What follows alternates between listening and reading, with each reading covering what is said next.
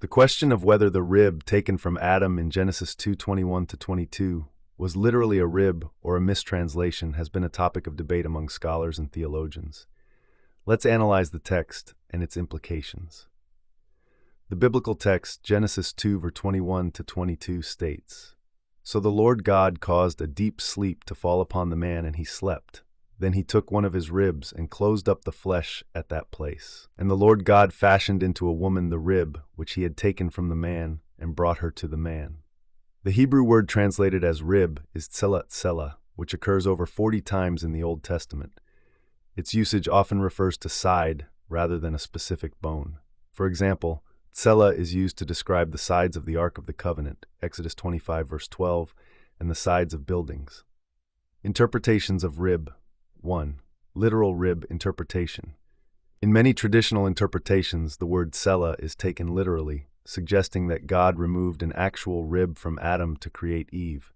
This aligns with the straightforward reading of the text in translations like the NASB. Some argue that a rib was chosen because ribs can regenerate, which reflects the continuous bond between man and woman. 2. Broader meaning, side. The broader meaning of tsela as side has led some scholars to suggest that the passage might not refer specifically to a rib bone, but rather to a portion of Adam's side, potentially including flesh, bone, or another part.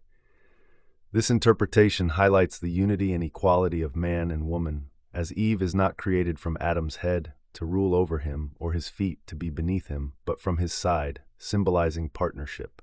3. Symbolic interpretation. Others interpret the account symbolically, emphasizing the theological message that humanity is interconnected and that men and women are created for mutual companionship.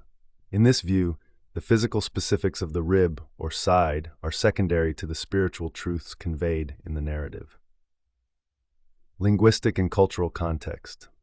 The ancient Hebrew culture used vivid imagery and metaphors to convey theological truths. The use of tsela may have been intentionally flexible to emphasize the unity and shared essence of humanity in man and woman.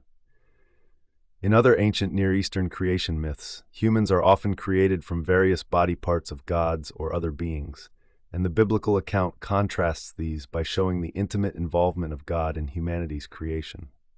Conclusion.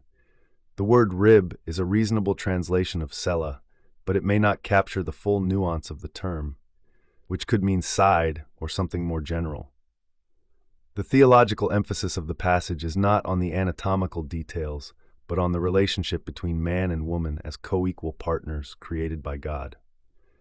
For those interested in both the literal and figurative meanings, the rib is often seen as a fitting symbol, part of Adam's structure, close to his heart, and integral to his being.